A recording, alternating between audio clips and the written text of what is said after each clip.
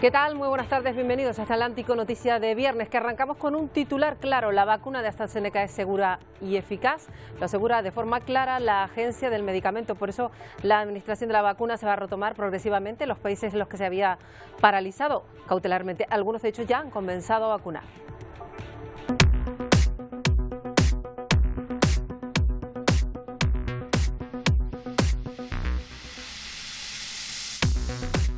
El miércoles comenzaría a ponerse la vacuna de nuevo aquí en España, aunque habrá que esperar a que el Ministerio decida a qué grupos de edad se aplica.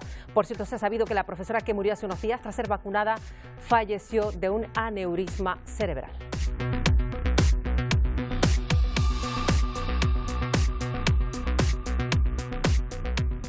Esto significaría, por tanto, que la muerte de esta profesora lamentable no estaría relacionada con la vacuna, que, como decíamos, Isiar Pérez, según la Agencia del Medicamento, es segura. Segura y eficaz, Marta. Además, la Agencia Europea del Medicamento exigirá que en las vacunas haya un prospecto donde se informe tanto a la población como al personal sanitario de los posibles efectos adversos. Hoy países como Italia, Alemania o Francia reanudan esa vacunación con la fórmula de Oxford y, como bien dices, en nuestro país se retomará a partir del próximo miércoles. Enseguida vamos con ello. También les contaremos que Canarias endurece, lo sabe, las medidas anti-COVID, además de los nuevos niveles de alerta anunciados ayer por el Gobierno. Se superponen también restricciones para la Semana Santa. Suben a nivel 3, por ejemplo, Tenerife, Gran Canaria y Fuerteventura. Enseguida vamos con los detalles, pero también en Francia hay medidas endurecidas. Se confina París y otras 15 regiones más. Será durante un mes y por el momento no va a afectar a los colegios, que sí que permanecerán abiertos. Todos los comercios no esenciales, por el contrario, van a estar cerrados. Y no solo la vacunación está siendo efectiva en el control de la pandemia, las restricciones se mantienen, ya lo ven, un año después, y esto deja beneficios, por lo menos para el planeta. Miguel Vega. Antes de que la pandemia ocupara la agenda de los gobiernos para los próximos años, el objetivo internacional se centraba en convertir nuestro día a día en más sostenible. Pero la COVID lo ha cambiado todo. Varios informes recogen que el uso del plástico ha vuelto a repuntar, pero también los confinamientos han dado un respiro al planeta. Durante esos meses, las emisiones de CO2 bajaron a niveles de mitad del siglo XX. El objetivo ahora es conseguir retomar la senda marcada por los Objetivos de Desarrollo Sostenible.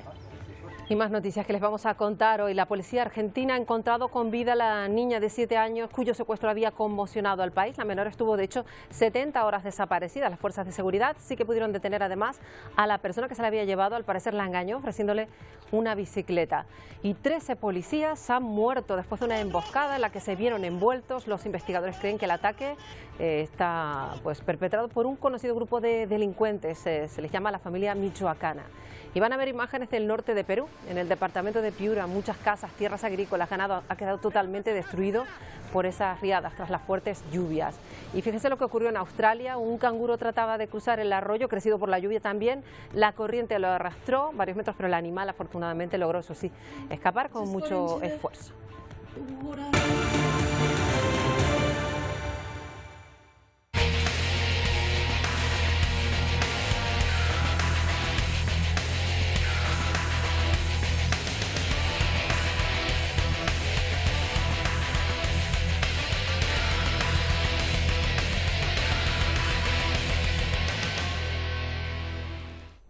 Bueno, empezamos con Canarias, que endurece sus medidas de restricción, además de los nuevos niveles de alerta anunciados ayer por el Gobierno. También están superponiendo, ya decíamos, las restricciones que se habían puesto ya para la Semana Santa. Los niveles de alerta quedan desde el lunes de esa manera que ven. Suben a nivel 3 Tenerife, Gran Canaria y Fuerteventura, las únicas islas con cambios, porque el resto se queda como estaba, aunque es muy probable que Lanzarote pueda incluso bajar a nivel 1 próximamente. De este modo, aunque Tenerife, Gran Canaria y Fuerteventura son las que están en semáforo rojo de riesgo epidemiológico hasta el final de la Semana Santa, las restricciones se endurecen en todas las islas, con nivel, independientemente, decimos, del nivel de alerta. Estas medidas incluyen un toque de queda a las 10 hasta las 6 de la mañana en hostelería, 4 comensales por mesa, salvo convivientes que se pueden comer juntos, y cierre al público antes de las 10, más la prohibición de servicio en el interior, salvo los alojamientos turísticos. La práctica deportiva, por su parte, limitada al 33% de la capacidad de los gimnasios. Esto es una novedad porque no se obliga a cerrar estos establecimientos, sí se reduce, como ven, su aforo. Y la noticia del día de ayer, seguro que tiene repercusiones hoy.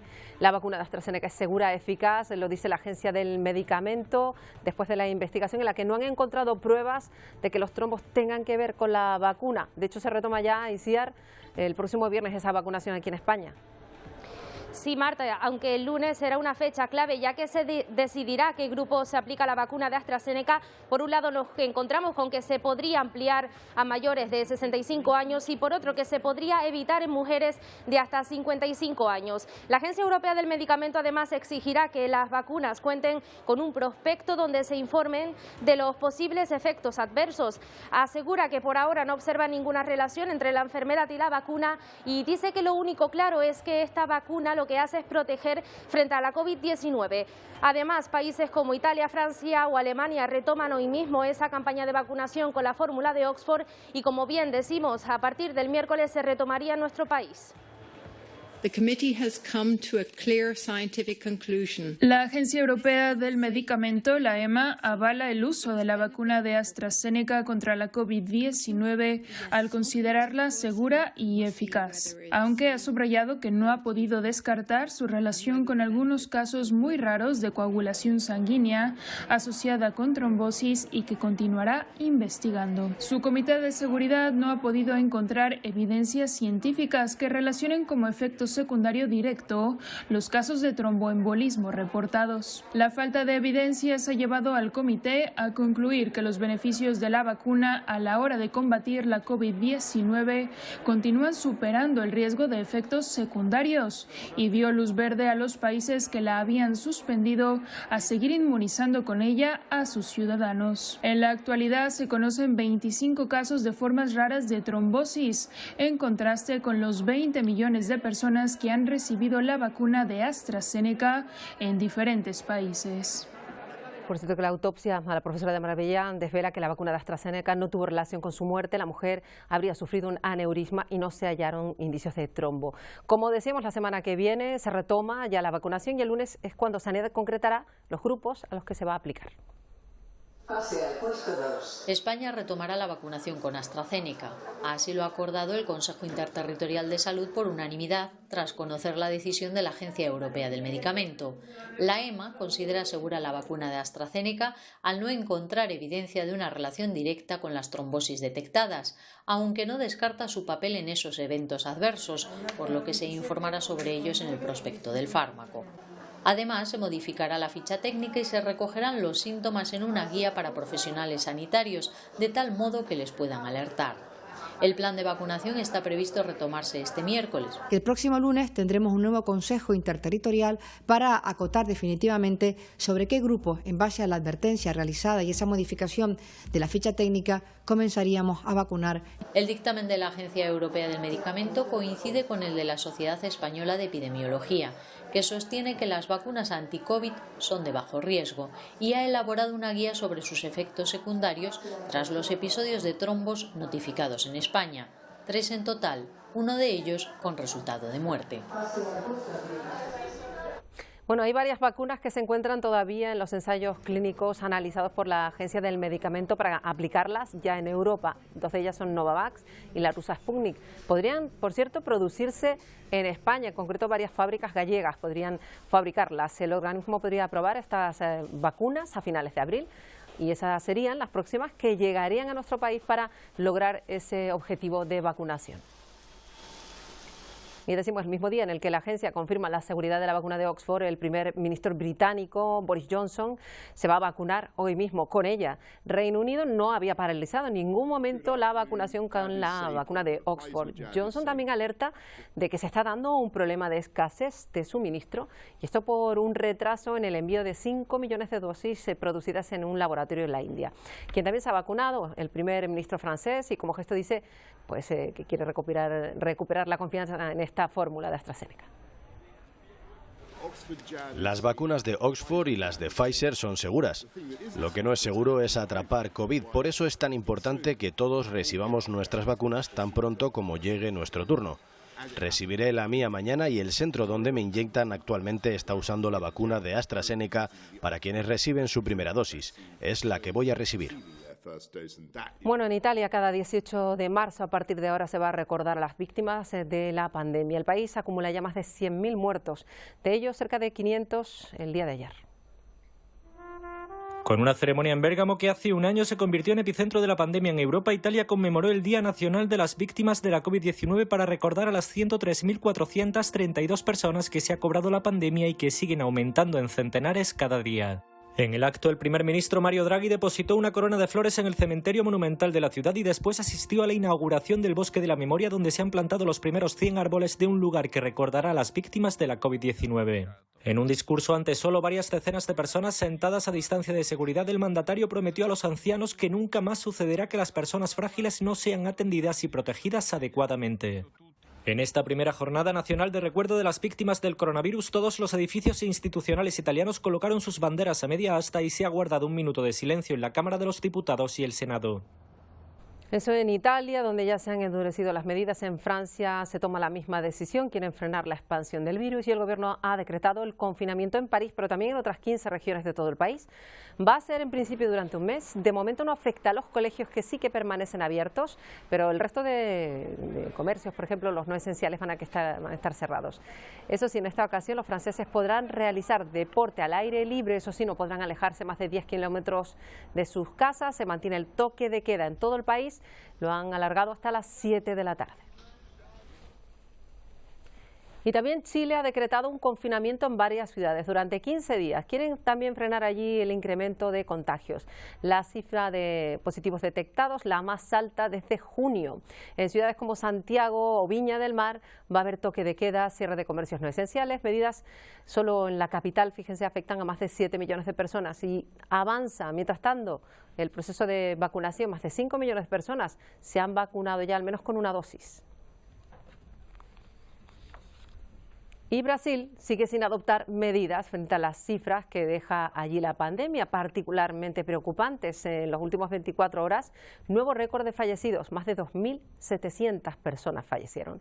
Desde que comenzara la crisis han fallecido allí 280.000. Los contagios tampoco paran de subir. Se ha confirmado ya 86.000 positivos y Brasil acumula cerca de 1 millón de contagios. Y las restricciones de movilidad para frenar la expansión de la COVID también son beneficiosas, pero para el medio ambiente, al menos encontramos ahí algún beneficio. Hay hábitos que hemos tenido que adoptar, sin embargo, que podrían incrementar la cantidad de residuos que llegan al océano. Miguel Vega. El parón industrial durante los meses de confinamiento y el aumento del teletrabajo provocó una caída de las emisiones de gases de efecto invernadero en nuestro planeta. Según varios organismos internacionales, se redujo un 17% las emisiones de CO2, anotando registros no vistos desde el fin de la Segunda Guerra Mundial, una cifra que es aún superior si nos fijamos en Europa y en concreto en España. Durante los meses de más restricciones en el continente, el descenso fue de un 27%. En nuestro país, el confinamiento y el cierre de comercios no esenciales provocó una caída del 31,9%. Mientras luchábamos contra la COVID-19, el planeta disfrutaba de un respiro que provocó imágenes poco comunes. Animales recuperando zonas ocupadas por el ser humano, aguas cristalinas, explosión de colores en el monte y sobre todo eso, una calidad del aire mucho más puro. No nos basta con una bajada temporal, necesitamos un cambio estructural en el sistema hacia un modelo económico y social que aborde la crisis climática y proteja la biodiversidad. Pero también esta pandemia nos ha dejado datos negativos. Con el avance del virus se impuso el uso de mascarillas y durante los primeros meses usábamos guantes para salir de nuestras viviendas. Cada minuto se consumen 3 millones de mascarillas en el mundo y solo se recicla un 25%. Esto ha provocado un aumento del uso del plástico. Según el Centro Europeo para el Medio Ambiente, generamos 2.000 toneladas de mascarillas y guantes, 10 millones cada mes. También alerta que ha aumentado un 15% el uso de envases de plástico. Esto es un serio problema para algunos organismos internacionales. Termina formando lo que son los microplásticos y aumentando en este caso la contaminación ambiental y la contaminación del entorno natural en el cual pues son arrojadas y desgraciadamente estamos viendo como cada vez es más frecuente ver estas mascarillas tiradas en las calles, tiradas en los aparcamientos, tiradas en los campos, tiradas en los ríos, en las playas y en los mares. ¿Y qué proponen las ONG para aprender la lección de esta pandemia? Entre otras cosas, fomentar el teletrabajo. Según estos organismos, con ello se conseguiría en grandes ciudades como Madrid o Barcelona que se redujera las emisiones diarias de CO2 un 7,8%. Y van más allá. Si se fomentara el teletrabajo durante 2 días a la semana, dejaríamos de enviar 790 toneladas a la atmósfera cada semana. Vamos a hablar del Plan Nacional de Vacunación del Gobierno colombiano, que se está viendo empañado por varios casos ya de pacientes a los que se les habría inyectado con una jeringa vacía. El último caso, el de un señor de 82 años, van a verlo en la imagen, pues se ve como la jeringa no contenía líquido, algo de lo que se percató su hija al revisar las imágenes. Esto está provocando, junto a otro caso, pues una fuerte controversia en el país. Y el ministro de Salud, que ha tenido que hablar de ello, ha dicho que estas situaciones han sido solo errores humanos. Y esta semana hemos hablado de cómo Europa prepara su pasaporte sanitario europeo y China también trabaja en su propio sistema para los viajeros extranjeros. Quieren facilitar la entrada, fíjense, a quienes hayan recibido la vacuna fabricada allí. China está flexibilizando el proceso de obtención de visados para los extranjeros que hayan recibido una vacuna china contra la COVID-19.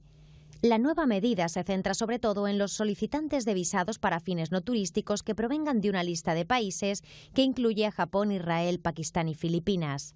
Las autoridades chinas han anunciado que los viajeros que hayan recibido la vacuna china seguirán necesitando una prueba negativa de COVID-19 y una prueba de anticuerpos para acceder al país.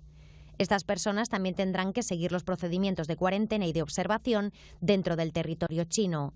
China planea emitir una serie de certificados que servirán tanto como prueba de vacunación como para verificar el estado de salud. Beijing también ha afirmado que espera discutir temas relacionados con el reconocimiento mutuo de la vacunación con otros países. Y Estados Unidos tiene previsto ceder 2,5 millones de vacunas de AstraZeneca a México y 1,5 millones a Canadá. Esta era una de las principales demandas, de hecho, del presidente mexicano, de López Obrador. Con este acuerdo se asegura la segunda dosis a 870.000 personas. Yasmín López nos cuenta los detalles. La Casa Blanca confirmó hoy que está en conversaciones con México y Canadá para enviar millones de las dosis de la vacuna de AstraZeneca que tiene almacenadas en varias instalaciones del país. Hasta el momento conocemos que de las 7 millones de dosis que tiene Estados Unidos, 2,5 millones irían para México y 1,5 millones para Canadá. Y es que aunque AstraZeneca ha logrado que su vacuna contra el coronavirus sea aprobada en 70 países, los ensayos clínicos aquí en Estados Unidos no han concluido. Pero además, la empresa no ha solicitado la aprobación del uso de emergencia de la Administración de Alimentos y Medicamentos, FDA por sus siglas en inglés, que se necesita para empezar a aplicarse o a utilizarse en este país. Mientras tanto, varios de los países le han pedido al gobierno estadounidense tener acceso a su cuota. Esta es la información que se registra desde Washington, les informó Yasmín López de La Voz de América para la Alianza Informativa Latinoamericana. Bueno, eso en Estados Unidos y cada viernes nosotros hablamos con nuestro colaborador, el periodista Pepe Naranjo, de la actualidad en África, así que los saludamos ya desde Dakar, como siempre. Pepe Naranjo, muy buenas tardes. Hola, buenas tardes. Allí imaginamos muy pendientes a toda esta controversia con AstraZeneca, con especial preocupación porque esta vacuna era la que predomina en África, la que se está administrando, ¿no? Con tantas dificultades, por cierto. Sí, ha surgido todo este debate con la vacuna de AstraZeneca. La vacunación va avanzando a un ritmo quizás un poco lento todavía. Estamos hablando de 7 millones de vacunas que ya se han puesto en el continente africano, pero para un continente de 1.300 millones de personas parece poco. El otro día la directora regional de la OMS, Matshidiso Moeti, decía que, bueno, que se iba a acelerar en las próximas semanas, en los próximos meses, y todos confían en que sea así. El debate con AstraZeneca ha supuesto que algunos países han decidido paralizar la vacunación, pero ya se ha comentado que los lotes que estaban siendo investigados no eran los que estaban siendo enviados a África, con lo cual va a retomar y no va a haber ningún problema y probablemente en las próximas semanas se acelere. En la actualidad estamos hablando de unos 38 países que ya están vacunando y se confía que en el próximo mes ya todos empiecen a vacunar. Claro, y imaginamos que esta vez ha sido clave a la hora de retomar esa vacunación. Se ha anunciado, imaginamos, igual que en Europa, que se retoma esta vacunación en esos países de África. Efectivamente, había, como decía antes, algunos países que decidieron paralizar de manera cautelar la vacunación, como la República Democrática del Congo, pero otros decían que no les quedaba más remedio que seguir vacunando porque solamente tenían vacunas de AstraZeneca y no querían detener por una sospecha la campaña de vacunación que estaba en marcha. Se ha sabido que los lotes que han sido enviados con la iniciativa COVAX a África no son aquellos que estaban siendo investigados en Europa por estos posibles efectos secundarios, con lo cual la normalidad se va a retomar en los próximos días. Bueno, vamos a hablar de un país en particular que ha sido noticia esta semana, Pepe. El país es Tanzania, porque ha fallecido su presidente, John Magufuli, que además pues era conocido porque era particularmente negacionista con esto de la pandemia, pero parece, según informaciones, podría incluso haber fallecido de esta enfermedad. ¿Qué se sabe a este respecto? Pues existen serias dudas, existen una controversia. John Magufuli, de 61 años, falleció anteayer en Tanzania, víctima, según el gobierno, de problemas cardíacos. John Magufuli ha sido el gran negacionista en África de la COVID. Él decidió no imponer medidas de control, no aplicar la mascarilla, el distanciamiento social, etcétera. Y él decía que rezando se iba a poder acabar con la COVID-19.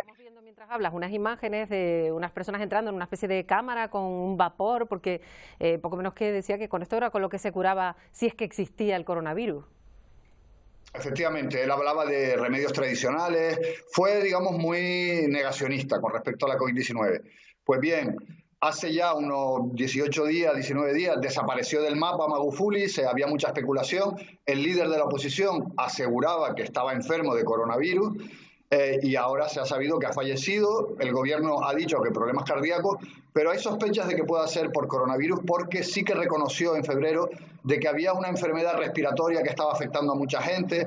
En fin, hay un gran debate, pero sería muy curioso que Magufuli, el gran negacionista en África, hubiera fallecido de coronavirus. Probablemente no lo sepamos nunca. Claro. Bueno, pues un asunto del que estaremos pendientes, sobre todo a ver si hay un giro en ese país ahora que pues ha fallecido esta persona en particular. No nos queríamos despedir hoy, Pepe, sin hablar de un asunto terrible que nos ha sobrecogido esta semana. Es la situación que se vive en Mozambique, donde parece que pues están siendo asesinados brutalmente niños muy pequeños. Lo denuncia Save the Children, todo debido a ese conflicto yihadista que se perpetúa en esa región. Pues mira, lo de Mozambique es una cosa tremenda. Hace 4 años se produjo una insurgencia de un grupo de jóvenes que se habían radicalizado, que se habían ido hacia el yihadismo y que empezaron a atacar aldeas, a atacar pueblos. Y ahora, en los últimos meses, esta insurgencia ha tomado, digamos, un tono muy violento y muy bárbaro. Y se ha sabido esta semana por Save the Children que están habiendo decapitaciones incluso de niños de hasta 11 años. Es un problema muy grave. El gobierno de Mozambique ha reaccionado y ha enviado al ejército para tratar de controlar la situación, pero se están dando escenas terribles. Hay miles de personas refugiadas que han huido de la zona de Cabo Delgado, del norte de Mozambique, y en los últimos meses es verdad que los ataques han disminuido un poco, pero nos sorprende la barbarie y la violencia con la que están actuando este grupo que se llama Al-Shabaab. Efectivamente, pues son historias que desde luego lamentablemente pasan desapercibidas y que queremos contar aquí, aunque hoy no hayamos tenido demasiado tiempo para hablar de este terrible asunto que nos ha sobrecogido, ya decimos, desde Mozambique. Pepe Naranjo, gracias por estar con nosotros como cada viernes. Hasta el próximo viernes, gracias a usted. Bueno, dejamos África, miramos a Argentina, porque allí han despertado con una buena noticia. Maya, una niña de solo 7 años, fue localizada, había estado más de 2 días desaparecida. Fue encontrada gracias a la colaboración de los ciudadanos. Este hecho tenía en vilo a todo el país. Van a ver el momento en el que la policía encontraba a esta pequeña Ilabén con los agentes, estaba en buen estado de salud. La familia dijo a posteriori que ella decía que tenía un poco de frío. La abuela de la niña nos contaba pues cómo se sentían después de esos días de angustia de no saber nada de la menor.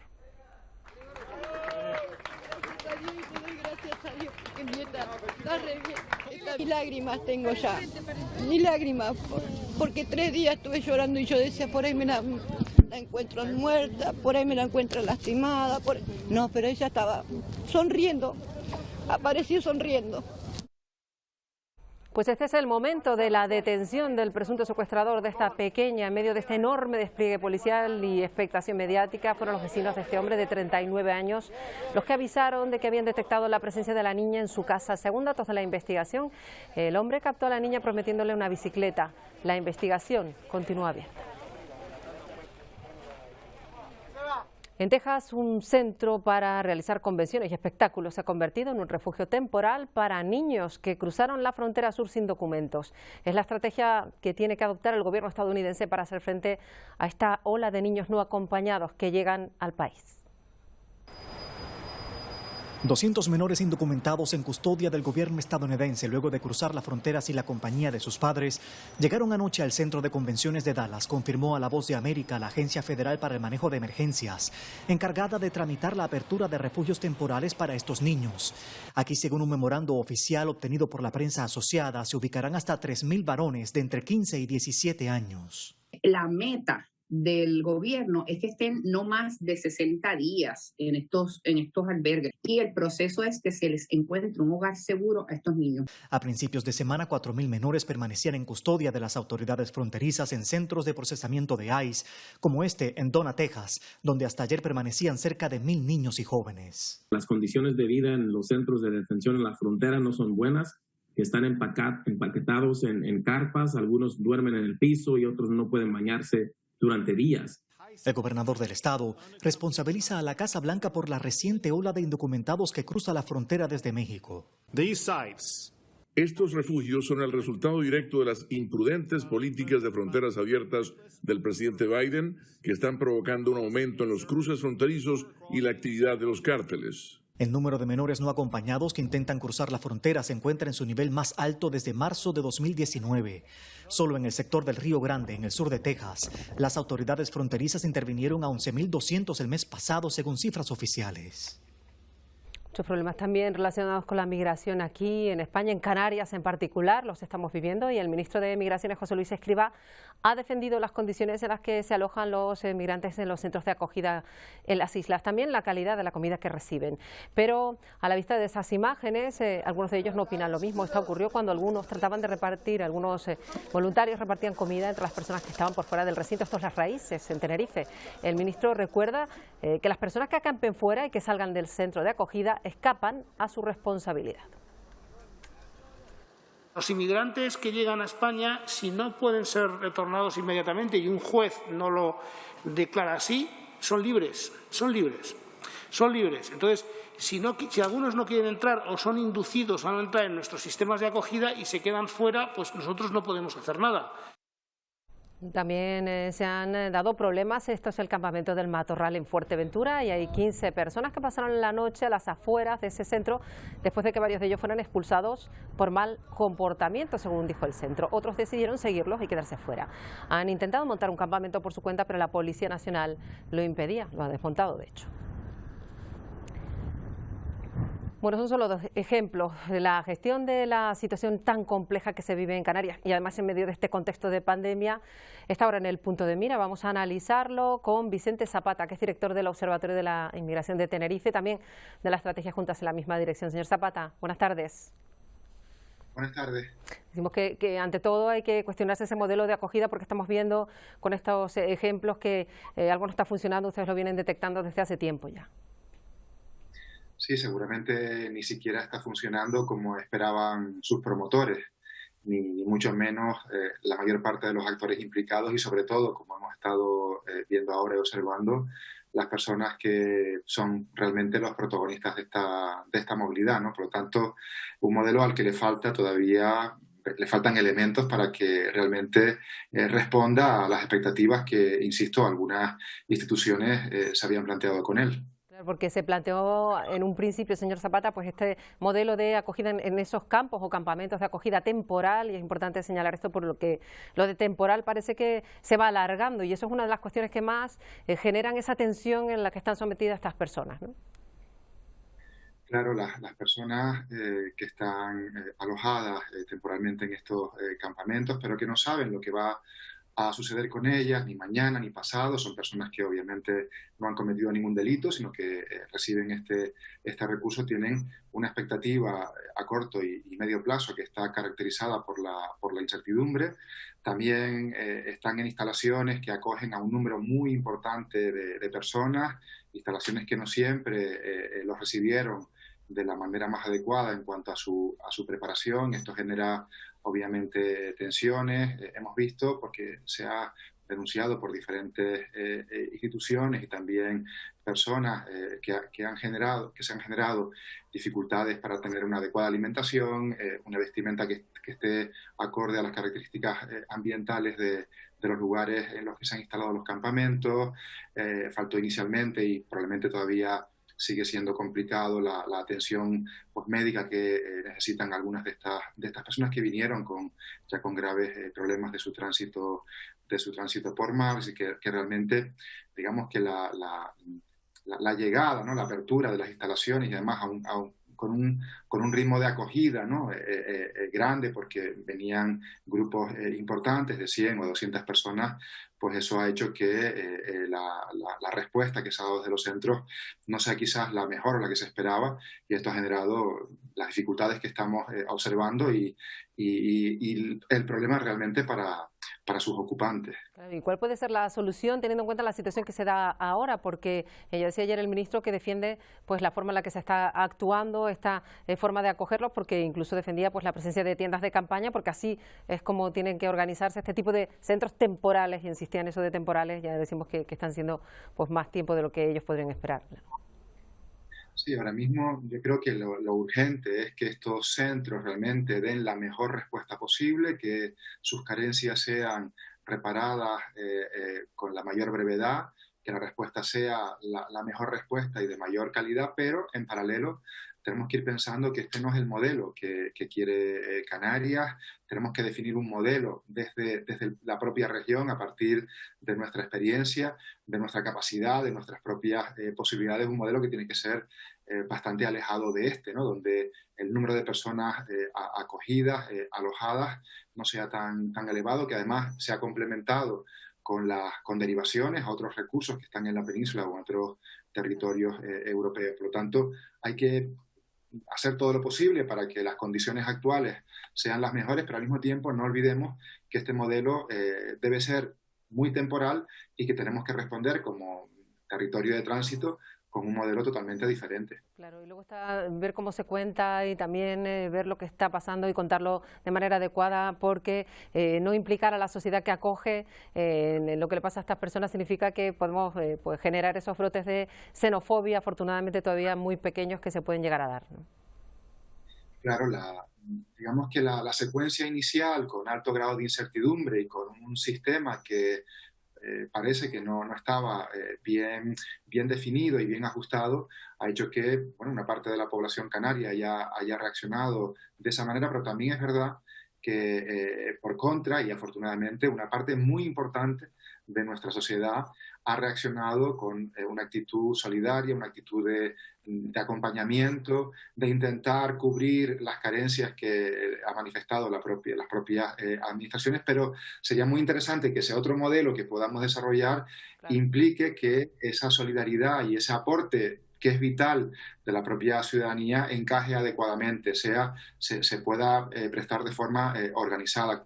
Por eso decimos que este tipo de instalaciones y esta aglomeración tan importante de personas en lugares que no son incluso apropiados, ¿no?, porque están en la periferia de las ciudades o están en lugares donde estas personas pues no tienen la posibilidad de acceder rápidamente a diferentes servicios, pues no es el más adecuado, y además no se puede generar un adecuado proyecto de acogida temporal con la comunidad que envuelve a estos centros, a estas instalaciones. Bueno, pues estaremos muy pendientes de este asunto, uno de los más urgentes a día de hoy aquí en Canarias. Vicente Zapata, como siempre, gracias por atendernos. A ustedes por su interés. Bueno, vamos a hablar ahora de uno de los países con mayor número de riquezas naturales. Ya saben, Venezuela, pese a todo, atraviesa una gravísima crisis económica que desemboca en otra, la social, y esta se ceba especialmente en los niños. UNICEF define como niño a cualquier persona menor de 18 años, así que salimos en busca de niños en la capital venezolana. Nos encontramos con Yusmeri Brito, de 17 años, que vive en precarias condiciones junto a sus 3 hijos. Lamenta que debido a la pandemia y su actual situación, en oportunidades, no puede ni cubrir los gastos nutricionales de la familia. A veces hasta lloro. Le pido bastante a Dios que me ayude y me saque de esta situación. No tenía nada que darle a los niños y salí para acá, para la calle, a ver qué le conseguía para darle de comer. Otros niños venezolanos dijeron a La Voz de América que deben asumir responsabilidades de adulto para poder sobrevivir.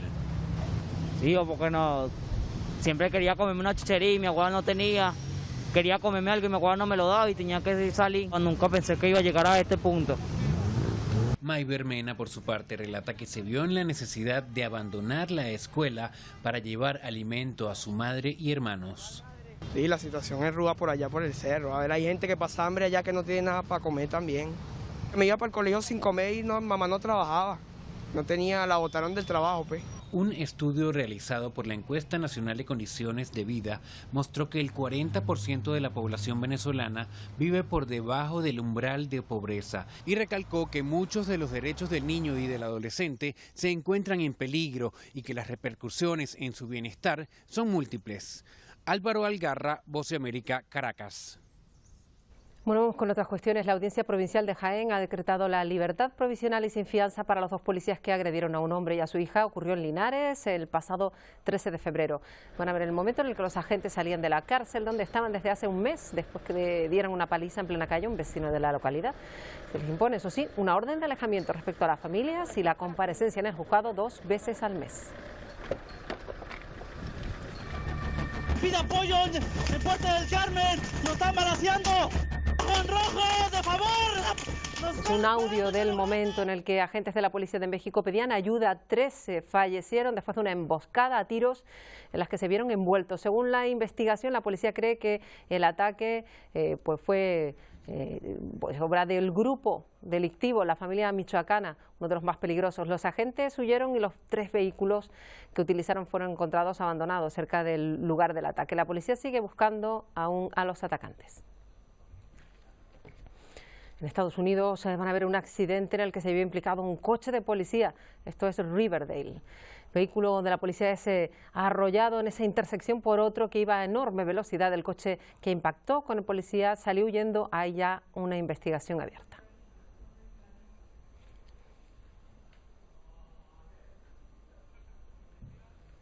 Get out!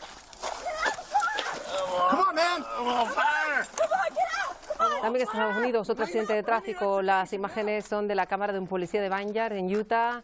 Rescatan a una persona que estaba atrapada en el interior de un coche en llamas tras un accidente. El agente es ayudado por 2 compañeros.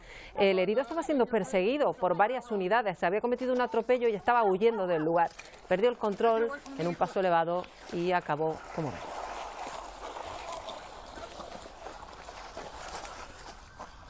Desde el miércoles, varios incendios forestales están afectando el noreste de México. La altísima temperatura, el fuerte viento complica las labores de control y extinción del fuego. Las llamas han calcinado 7.000 hectáreas de bosque de pastizal de la Sierra de Arteaga seca. 400 personas han sido evacuadas a albergues y una decena de cabañas quedaron totalmente quemadas. Las autoridades locales desconocen las causas de este fuego. Todavía podrían tardar como un mes en controlarlo. Siga. Venga más acá, señora. Señora, hay que salir de acá. Ahí ven el grito de una persona que avisa a una vecina para que salga de casa ante la inminente llegada de esa enorme riada. Son imágenes del río norte de Perú, en Piura. Muchas casas, tierras agrícolas, ganado se han visto destruidos del paso de esa riada por la lluvia. Las autoridades de momento no han notificado fallecimientos a causa de esta riada. En problemas se vio este canguro, trataba de cruzar ese arroyo que estaba crecido por el agua, la corriente era muy fuerte y lo arrastró varios metros, pero al final el animal con mucho esfuerzo logró escapar de la corriente y salir al lugar seguro, al otro lado del arroyo. Varias áreas de la costa este de Australia han tenido que ser desalojadas también, en ese caso por inundaciones. Bueno, vamos a irnos por hoy y lo vamos a hacer con arte que se puede ver en Shanghái, si tienes suerte. Desde esta semana hay una exposición que se dedica a Monet y a los maestros impresionistas.